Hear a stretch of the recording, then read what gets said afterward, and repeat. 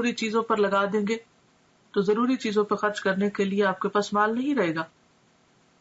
اسی طرح اگر آپ کی دلچسپیاں صرف انٹرٹینمنٹ میں لگ گئی تو آپ کے پاس وقت نہیں رہے گا کہ آپ کوئی سنجیدہ کام کر سکیں. تو بات یہ ہے کہ اسلام میں کسی بھی برگزیدہ شخصیت کی پیدائش کے دن خوشی منانے یا خصوصی صدقہ و خیرات کی کوئی گنجائش نہیں ہے.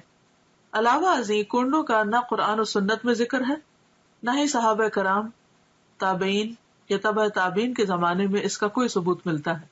یعنی ان لوگوں کے ہاں اس کا کوئی کانسیپٹ ہے ہی نہیں. تو جو چیز قرآن و سنت سے ثابت نہیں، اس کے کرنے پر کوئی اجر و ثواب بھی نہیں. اور اگر ہم بعد میں کوئی ایسی چیز ایجاد کرتے ہیں اور اجر و ثواب کی نیت سے کرتے ہیں تو وہ بدعت میں شمار ہوگا، اس کے فائدے کی بجائے گناہ ہوگا. لہٰذا ایسی چیزوں سے بچنا ضروری ہے. اصل دین کیا ہے؟ ہمارے ذہن میں واضح ہونا چاہیے کہ اصل دین کیا ہے. اصل دین وہ ہے جو اللہ تعالیٰ نے محمد صلی اللہ علیہ وسلم کے ذریعے ہم تک پہنچایا. یعنی دین اللہ کی اطاعت و فرمانبرداری، اس کے احکامات کے آگے سر تسلیم خم کرنے اور محمد صلی اللہ علیہ وسلم کی سنت پر عمل کرنے کا نام ہے. ارشاد ربانی ہے، الیوم اکملت لکم دینکم واتممت علیکم نعمتی ورضیت لکم الاسلام دینا. المائدہ 3. آج میں نے تمہارے لیے تمہارا دین مکمل کر دیا اور تم پر اپنی نعمت تمام کر دی اور تمہارے لیے دین اسلام کو پسند کر لیا.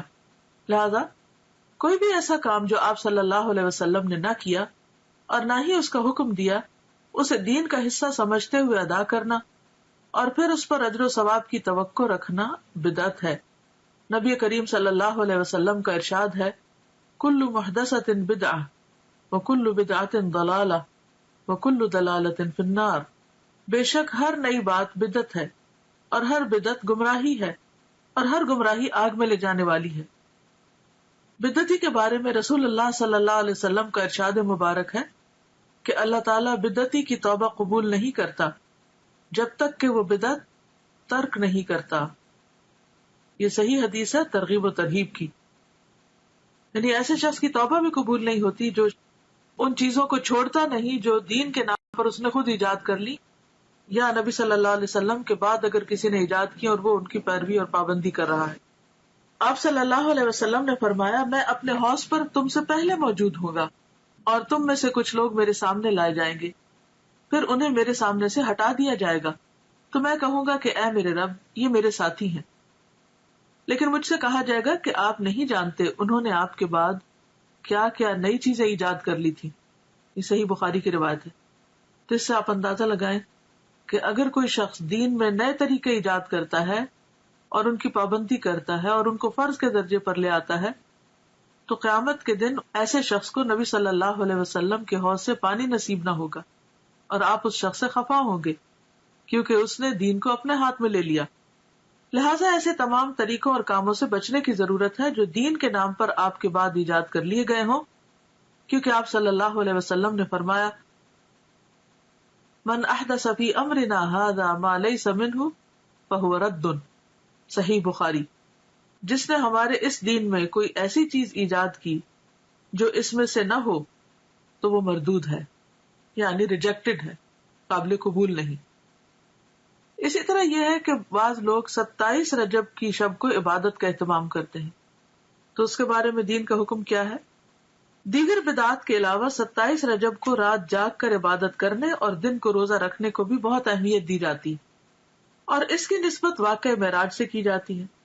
حالانکہ نبی کریم صلی اللہ علیہ وسلم نے اپنی حیات مبارکہ میں واقعہ معراج کے بعد اس رات کسی خصوصی عبادت کا نہ تو اہتمام کیا اور نہ ہی نبی کریم صلی اللہ علیہ وسلم کا کوئی قول یا عمل 27 رجب کی شب خصوصی عبادت کے بارے میں ہے. یعنی یہ سب کچھ سیلف کریٹڈ ہے. نہ تو آپ نے ایسی کوئی عبادت کی اس رات، نہ صحابہ نے روزہ رکھا اور نہ ہی آپ نے کوئی ایسا حکم دیا. آپ کے جانثار صحابہ کرام یا ازواج مطہرات میں سے بھی کسی نے اس کا اہتمام نہیں کیا. لہٰذا ایسے تمام طریقوں اور کاموں سے بچنے کی ضرورت ہے جو دین کے نام پر نبی کریم صلی اللہ علیہ وسلم کے بعد ایجاد کر لیے گئے ہوں.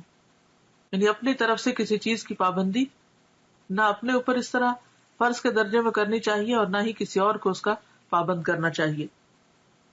واقعہ معراج کے ظہور کی حقیقت اپنی جگہ مسلم ہے، یہ واقعہ تو پیش آیا ہے مگر یہ بھی ایک حقیقت ہے کہ اس کے رونما ہونے کی تاریخ کے بارے میں کم و بیش 36 مختلف اقوال ملتے ہیں. 36 ڈفرنٹ ورژنز ہیں. بعض کے مطابق یہ واقعہ ربیع الاول میں ہوا، بعض نے رمضان، بعض نے ہجرت سے چند سال بعد اور بعض نے چند ماہ قبل کہا.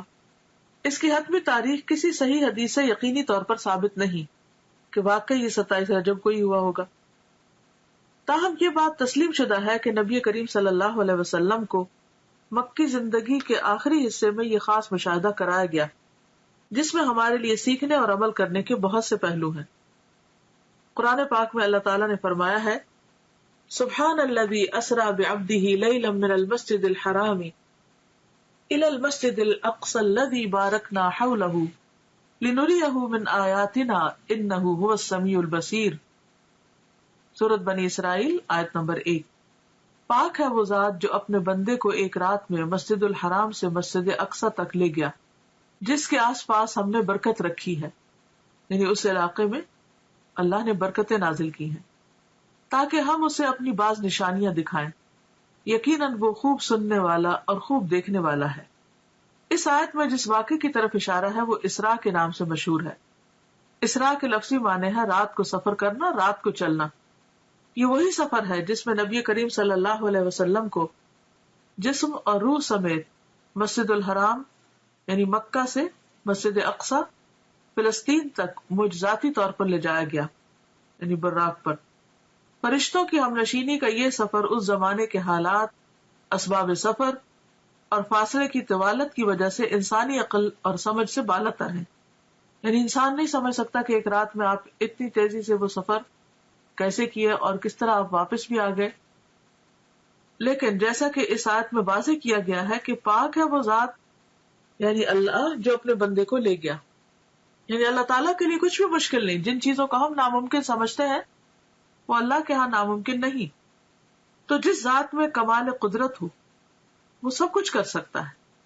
اس حیرت انگیز اور ایمان افروز سفر کی تفاصیل بخاری اور مسلم سمیت احادیث کی دیگر کتب میں موجود ہیں. تو اب ہم اس کے بارے میں پڑھیں گے کہ یہ واقعہ کیسے رونما ہوا.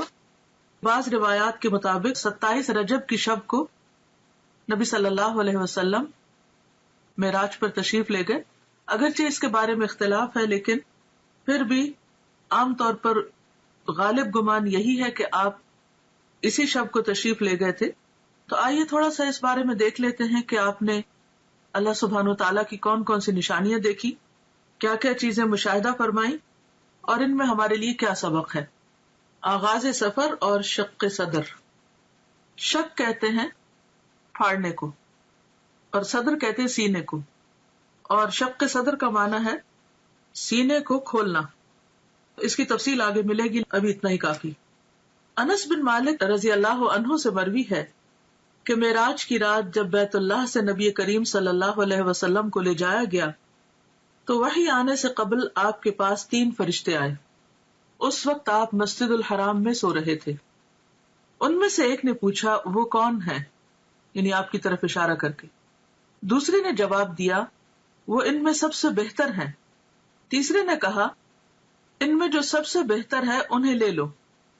اس رات اتنا ہی واقعہ پیش آیا اور نبی صلی اللہ علیہ وسلم نے اس کے بعد انہیں نہیں دیکھا یہاں تک کہ وہ دوسری رات آئے جبکہ آپ کا دل دیکھ رہا تھا اور آپ کی آنکھیں سو رہی تھیں لیکن دل نہیں سو رہا تھا.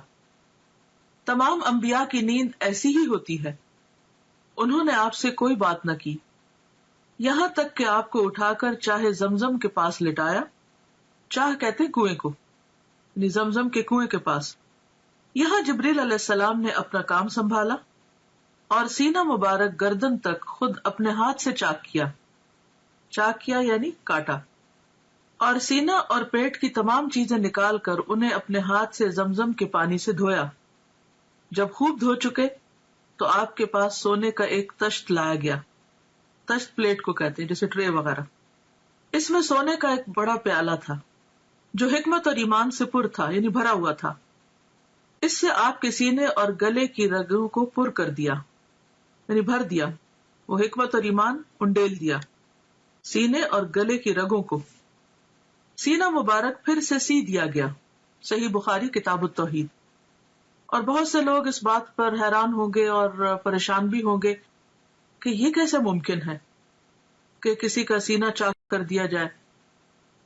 تو بات یہ ہے کہ اگر آج اللہ تعالیٰ نے انسان کو یہ عقل دی ہے اور انسان سرجری کے ذریعے سینہ کھول کے پھر اسے بند کرنے کے قابل ہو گیا ہے، اور یہاں تک کہ بعض لوگوں کا ہارٹ ٹرانسپلانٹ کیا بھی گیا ہے اور کافی حد تک اس میں کامیابی بھی ہوئی ہے، تو کیا اللہ کے بھیجے ہوئے فرشتوں اور خاص طور پر جبریل علیہ السلام جو القوی الامین ہے، اللہ تعالیٰ ان کو یہ ٹیکنیک نہیں سکھا سکتا، ان کو یہ طریقہ نہیں بتا سکتا کہ سینہ کھولا کیسے جائے اور سینہ بند کیسے کیا جائے؟ تو یہ بھی اللہ کی نشانیوں میں سے ایک نشانی ہے، اور ایسا علم ہمارے ایمان بالغیب کا ایک ٹیسٹ ہے بیسیکلی، کہ کیا ہم اس پر ایمان رکھتے ہیں. بعض اوقات قرآن مجید میں ایسی کوئی بات آتی ہے جیسے موسیٰ علیہ السلام کے معجزات کا ذکر ہے یا دیگر انبیاء کے، تو ہم یہ سوچ کر اس کو مان لیتے ہیں کہ یہ اللہ کا کلام ہے اور قرآن مجید میں کوئی شک نہیں اور یہ درست ہوگا. لیکن جب حدیث میں ہم ایسی کوئی بات پڑھتے ہیں تو بعض اوقات ہم شک میں پڑ جاتے ہیں. تو ہدایت کے لیے بے حد ضروری ہے کہ والذین یؤمنون بما انزل الیک وما انزل من قبلک، وہ لوگ جو ایمان لاتے ہیں اس چیز پر جو آپ کی طرف نازل کی گئی. یعنی صرف قرآن مجید ہی نہیں نازل کیا گیا، حکمت بھی نازل کی گئی. اور جیسا کہ اس حدیث سے تو واضح طور پہ پتہ چل رہا ہے کہ آپ کے سینے کو حکمت سے بھر دیا گیا. تو یہ کہاں سے آئی تھی حکمت؟ کہاں سے آیا تھا ایمان؟ کون لایا تھا؟ وہی لایا تھا جو دوسری وحی لاتے تھے، یعنی جبریل علیہ السلام. کہاں سے لائے تھے؟ اللہ سبحانہ وتعالیٰ کی طرف سے لائے تھے، اور پھر آپ کے اندر انڈیل دی گئی، ڈال دی گئی، اور اس سے آپ کا سینہ بھر دیا گیا. اب آپ سوچ رہے ہوں گے کہ حکمت اور ایمان تو ایبسٹریکٹ چیزیں ہیں، اور گلے کی رگیں جو ہے یا سینہ جو ہے یا دل جو ہے وہ دیکھنے کو مادی چیزیں ہیں، تو یہ کیسے ممکن ہوا؟ تو آپ دیکھیے کہ جیسے روح غیر مادی ہے اور ہمارا جسم مادی ہے. جب روح انسان کے اندر آتی ہے تو وہ تو نظر نہیں آتی، اس کا تو کوئی وزن نہیں ہوتا، تو وہ کیسے آ جاتی؟ وہ کون ڈالتا ہے؟ وہ بھی تو اللہ تعالیٰ فرشتے کو بھیج کر روح ڈالتے ہیں نا.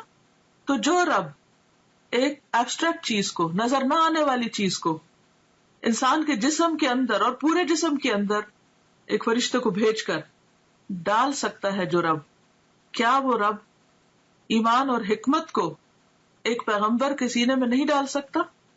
خواہ وہ مادی تھے یا نہیں تھے، وہ جس بھی حال میں تھے، ہمیں اس کا علم نہیں دیا گیا. ہمارا فرض بنتا ہے اس پر ایمان لانا، کیونکہ یہ ایمان بالغیب ہی کی ایک قسم ہے. تو یہ سفر کا آغاز تھا، یعنی آپ نے ابتدا میں کچھ نشانیاں دیکھی اور ان کو محسوس کیا، اور خواب میں آپ کو چیزیں دکھائی گئیں. اس کے بعد پھر کیا ہوا؟ مسجد الحرام سے مسجد اقصی تک اسراء کا واقعہ، اور اسراء عربی میں کہتے ہیں رات کے وقت سفر کرنے کو. اس کے بعد آپ کے پاس شراب، دودھ اور شہد کے برتن لائے گئے. آپ نے دودھ پسند فرمایا. جبریل علیہ السلام نے کہا آپ نے فطرت پائی، آپ کو ہدایت نصیب ہوئی، اور آپ کی امت کو بھی. یہ مسند احمد کی روایت کا حوالہ ہے. حوالہ جہاں لکھا ہوتا ہے اس کا معنی ہوتا ہے کہ بات پوری کی پوری نہیں لکھی گئی، بلکہ اس میں کچھ اختصار کے ساتھ روایت کی گئی ہے. یعنی اس انفارمیشن کا سورس مسند احمد ہے. یہاں پر آپ دیکھیے کہ آپ صلی اللہ علیہ وسلم براق پر سفر کرتے ہیں، انبیاء کی امامت کرتے ہیں، اور پھر اس کے بعد آپ کی مہمانی کی جاتی اور 3 چیزیں پیش کی جاتی، اور تینوں میں سے آپ دودھ کو پسند کرتے ہیں. تو اس سے یہ پتہ چلتا ہے کہ انسان کے کھانے پینے کی جو چوائس ہوتی ہے وہ اس کی شخصیت کی عکاس ہوتی ہے. اب دنیا میں بھی اگر کوئی شراب کو پسند کرتا ہے تو اس کا مطلب یہ ہے کہ اس کی ایک خاص قسم کی پرسنالٹی. دودھ کو پسند کرنے والے شہد کو پسند کرنا، تو ہر انسان اپنے اپنے مزاج کے مطابق چیزوں کا انتخاب کرتا ہے. اور پھر بعض لوگوں کا انتخاب صرف ان کی اپنی ذات تک نہیں، ان کے خاندان اور پھر خاندان سے آگے بھی لوگوں کو متاثر کرتا ہے. تو خاص طور پر جو لوگ دین کا کام کرنے والے ہیں ان کے لیے بے حد ضروری ہے کہ وہ انبیاء کی سنت کو فالو کریں اپنے کھانے پینے کی چوائس میں بھی. مسجد اقصی سے آسمانوں کی طرف معراج. معراج کا لفظ جو ہے یہ عین را جیم سے ہے. عروج اسی سے ہے جس کا معنی ہوتا ہے بلندی, اور معراج عربی میں سیڑھی کو کہتے ہیں. مسجد اقصی سے آپ کو عالم بالا میں لے جایا گیا. معراج عربی میں سیڑھی کو کہتے ہیں جو اوپر چڑھنے کے لیے استعمال ہوتی ہے. اس نسبت سے سفر کے اس حصے کو بھی معراج کہا گیا ہے. بیشتر مفسرین کے نزدیک سورۃ النجم کی درج ذیل آیات واقع معراج کی دلیل ہیں. سورۃ النجم آیت 13-18 یعنی 13 سے 18 تک. وَلَقَدْ رَآهُ نَزْلَةً أُخْرَى عِنْدَ سِدْرَةِ الْمُنْتَهَى عِنْدَهَا جَنَّةُ الْمَأْوَى إِذْ يَغْشَى السِّدْرَةَ مَا يَغْشَى مَا زَاغَ الْبَصَرُ وَمَا طَغَى لَقَدْ رَأَى مِنْ آيَاتِ رَبِّهِ الْكُبْرَى. اور ایک مرتبہ پھر اس نے سدرۃ المنتہا کے پاس اس کو اترتے دیکھا. کس نے کس کو دیکھا؟ محمد صلی اللہ علیہ وسلم نے جبریل علیہ السلام کو دیکھا. اس کا مطلب یہ کہ آپ سدرۃ المنتہا تک تشریف لے گئے جہاں پاس ہی جنت المأوا ہے. سدرہ کہتے ہیں بیری کے درخت کو. اس وقت سدرہ پر چھا رہا تھا جو کچھ چھا رہا تھا, یعنی نور وغیرہ. اس کی وضاحت یہاں نہیں کی گئی لیکن مراد یہی ہے. نہ نگاہ چندھیائی نہ حد سے متجاوز ہوئی, یعنی نہ نگاہ چندھیائی. چندھیائی کا مطلب یہ ہے کہ جب ہم مثلا سورج کی طرف دیکھتے ہیں تو ہماری آنکھیں کیسے ہو جاتی, ایک دم ہم سکویز کرنے لگتے ہیں آنکھوں کو, تو یہ چندھیانا ہوتا ہے, یعنی پوری طرح آنکھ کھول کے نہ دیکھنا. تو نہ نگاہ چندھیائی نہ حد سے متجاوز ہوئی, یعنی جہاں تک دیکھنے کا حکم تھا وہیں تک ٹھہری رہی, اس سے آگے نہیں گئی. اور اس نے یعنی محمد صلی اللہ علیہ وسلم نے اپنے رب کی بڑی بڑی نشانیاں دیکھی. تو یہ آیات اس بات پر دلیل ہے کہ آپ صلی اللہ علیہ وسلم اس رات صرف مسجد اقصی تک نہیں بلکہ آسمانوں پر تشریف لے گئے, اور صرف آسمانوں تک نہیں سدرۃ المنتہا تک گئے, اور وہاں تک تشریف لے گئے جہاں نہ کوئی انسان گیا, نہ کوئی جن اور نہ کوئی فرشتہ. مندرجہ بالا آیات میں نبی کریم صلی اللہ علیہ وسلم کے آسمانوں کی طرف جانے اور سدرۃ المنتہا اور اس کے آس پاس کی چیزوں کو دیکھنے کا ثبوت ملتا ہے. سفر آسمان. مسجد اقصی میں تمام انبیاء کی امامت کے بعد سواری کے لیے براق پیش کیا گیا. آپ دوبارہ اس پر سوار ہو کر پہلے آسمان تک گئے. جبریل علیہ السلام نے آسمان کا دروازہ کھلوایا. فرشتوں کی طرف سے پوچھا گیا کون ہے؟ جبریل علیہ السلام نے فرمایا میں جبریل ہوں. پوچھا گیا ساتھ کون ہے؟ بتایا گیا محمد صلی اللہ علیہ وسلم ہے. پوچھا گیا ان کو پیغام الہی دے کر بھیجا گیا ہے؟ جبریل علیہ السلام نے کہا ہاں. تب اندر والے فرشتے نے سن کر کہا مرحبا, آپ بہت اچھے آئے. آپ فرماتے ہیں میں وہاں پہنچا تو آدم موجود تھے علیہ السلام. اس سے کیا بات پتہ چلتی کہ کسی کے گھر میں داخل ہونے سے پہلے, کسی کے خاص علاقے میں داخل ہونے سے پہلے دروازہ کھٹکھٹانا, اپنا نام بتانا, اجازت ملنا اور پھر داخل ہونا, یہ ہے صحیح طریقہ. اور اس وقت آپ دیکھیے کہ آسمان کے جو فرشتے ہیں وہ صرف یہ سن کر نہیں دروازہ کھول دیتے کہ جبریل موجود ہے, حالانکہ جبریل علیہ السلام کی قدردانی آسمانوں میں بھی اور زمین پر بھی. اس کے باوجود جب وہ کہتے ہیں میں جبریل ہوں تو وہ یہ نہیں کہتے دھڑ سے دروازہ کھول دے, نہیں, پوچھتے ہیں کہ ساتھ کون ہے. اور ساتھ کون ہے؟ سب انسانوں میں سے عظیم چنے ہوئے انسان. بتایا گیا محمد صلی اللہ علیہ وسلم. اب اتنا کہنے پر بھی دروازہ نہیں کھلتا. پوچھتے ہیں کہ کیا ان کو پیغام الہی دے کر بھیجا گیا, کیا اللہ تعالیٰ نے بلایا ہے؟ جبریل نے کہا ہاں. تب فرشتے نے سن کر کہا مرحبا. اس سے یہ پتہ چلتا ہے کہ فرشتے کس قدر امانت دار ہیں, کس قدر ڈیوٹیفل ہیں. ان کو جو کہا گیا ہے وہی کرتے ہیں. یفعلون ما یؤمرون. اچھا ہمارا حال کیا ہوتا ہے کہ ہم فوراً ایکسائٹمنٹ میں اپنی حدود سے آگے بڑھ جاتے ہیں. اچھا فلاں, بس فلاں کے لیے تو کوئی قید ہی نہیں, کوئی حد ہی نہیں اور کوئی ریسٹرکشن ہی نہیں. دنیا میں آپ دیکھیے کہ جو وی آئی پیز عام طور پر ہوتے ہیں یا مخصوص قسم کے لوگ ہوتے ہیں, بعض اوقات ان کے لیے کوئی قانون نہیں ہوتا اور سمجھتے کہ وہ ہر قانون سے بالا ہے, اور وہ جہاں سے چاہے داخل ہو جائے اور جو چاہے کرے, اور اگر کسی کو روکا جائے تو وہ اس کو انا کا مسئلہ بھی بنا لیتا ہے کہ میری بے عزتی کی گئی ہے. لیکن یہاں پر آپ دیکھیے کہ جبریل علیہ السلام بھی اس قانون کی پابندی کرتے ہیں اور بہت آرام کے ساتھ جواب دیتے ہیں, اور پھر جتنا سوال پوچھا جاتا ہے اتنا ہی جواب دیتے ہیں. اور پھر نبی صلی اللہ علیہ وسلم کا تعارف کراتے ہیں، اور اس کے بعد دروازہ کھلتا ہے. جب دروازہ کھلتا ہے تو آپ صلی اللہ علیہ وسلم آدم علیہ السلام کو دیکھتے ہیں. جبریل نے کہا کہ یہ آپ کے باپ آدم ہیں. اس سے پتہ چلتا ہے کہ گائیڈڈ ٹور تھا، اور جبریل علیہ السلام ساتھ ساتھ تعارف کرا رہے تھے. تو ہمارے سیکھنے کی بات یہ بھی ہے کہ ہمارے پاس اگر کوئی گیسٹ آئے یا ہم اس کو کوئی ٹور دلوا رہے ہوں تو اس کی رہنمائی بھی کرنی چاہیے کہ وہ کس سے مل رہا ہے، کہاں جا رہا ہے. کیونکہ ہم زیوم کر لیتے ہیں کہ خود ہی ٹھیک ہے، یا کثر نفسی سے کام لیتے ہیں کہ اچھا اب یہ کیا بتانا، تو یہ جب پوچھیں گے تو ہم بتا دیں گے، تو نہیں پوچھے تو نہ صحیح. اس میں ضروری حد تک معلومات دی جا رہی ہیں، اور ساتھ یہ بھی بتایا جا رہا ہے کہ انہیں سلام کیجیے. حالانکہ نبی صلی اللہ علیہ وسلم سے بڑھ کر سلام کرنے والا کون تھا؟ تو نبی صلی اللہ علیہ وسلم فرماتے کہ میں نے انہیں سلام کیا تو آپ نے جواب دیا، یعنی آدم علیہ السلام نے، مرحبا فرزند صالح، نبی صالح، اور آپ کی نبوت کا اقرار کیا. یہ صحیح بخاری کی روایت ہے، کتاب التوحید. حالانکہ عمر میں حضور صلی اللہ علیہ وسلم بعد میں آئے، یعنی آپ کے بچوں میں سے، تو بعض اوقات ہم بچوں سے ایکسپیکٹ کرتے ہیں کہ وہ ہمارا ادب کرے اور وہ ہمیں زیادہ اپریشیٹ کرے، لیکن آدم علیہ السلام خود آگے بڑھ کر مرحبا کہتے ہیں اور بہت محبت بھرے کلمات کہتے ہیں، فرزند صالح، نبی صالح.